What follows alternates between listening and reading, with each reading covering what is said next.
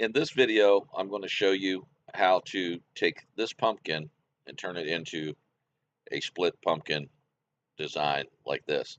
I went to Google and I've got my image and imported it into Inkscape. I'm going to select it, go to Path, Trace Bitmap. I've got my colors selected. I've got Stacked Scans selected. I've got Remove Background selected. I've got my scans set at 8. I'm going to click OK. I'm going to move it. I'm going to select the original and delete it because I don't need it anymore. I'm going to right click, ungroup. I'm going to start sliding my images out of the way. I don't need that one. This is going to be the one that I use just because I like it. You can see they're pretty much all the same now. But this is the one that I like. So I'm going to draw a square around all the others. I'm going to hit delete. I'm going to bring this back. With it selected, I'm going to go Path, Break Apart. Then I'm going to select just the pumpkin. I'm going to go Path, Combine. That brings it back. The little vine here, I'm going to draw a square just around the vine. I'm going to do the same thing. Path, Combine. That brings it back. Now with it selected, I'm going to change it to green. And with the stem, I'm going to change it to a nice brown color. There we go. Now for the pumpkin itself, to make it the split pumpkin, I'm going to come over here to my rectangle. Let's go black.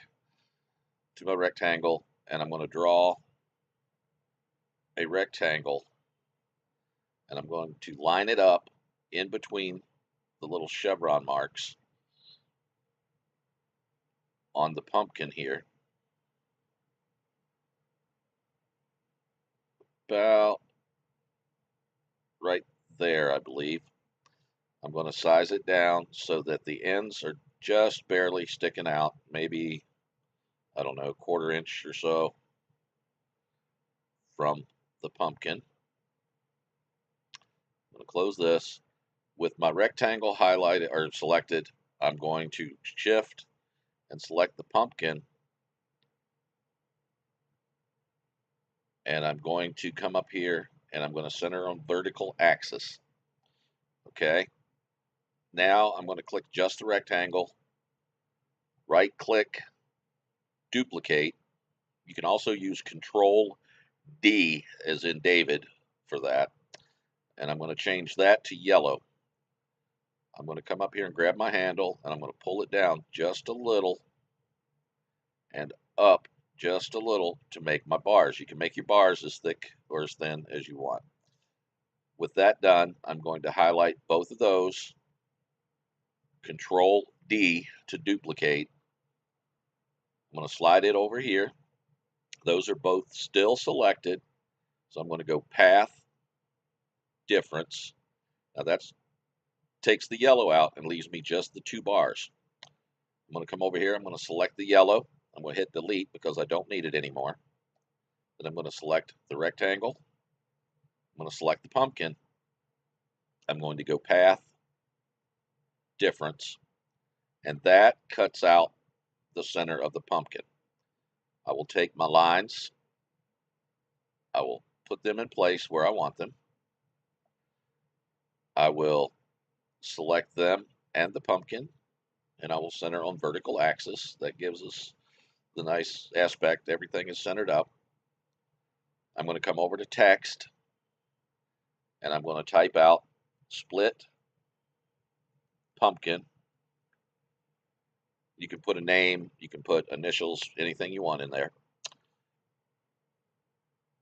With my text highlighted, I'm going to go Path, Object to Path.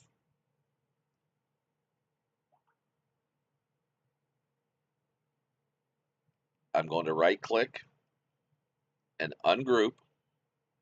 Then I'm going to go Path, union, and that makes my text a path.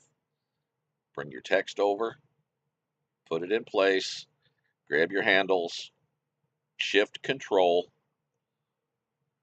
bring it down to where you want it, to the size that you want. With the text selected, select the black box and center it up on there. And there you go. Now that is all done. We can take the text, if we're going to keep it black, and we can union it so that it all cuts together. Oops. Path, union. That makes that all one piece. And we can come back here and center it on our vertical axis. That's caused this to slide out of the way. We'll just move it over. Now this is all going to cut for you. You're going to cut your orange, you're going to cut your black, and then your green. Slide that up just a little bit, get it lined up. Once that's done, we will go File, Save As, Split Pumpkin, change it to a plain SVG,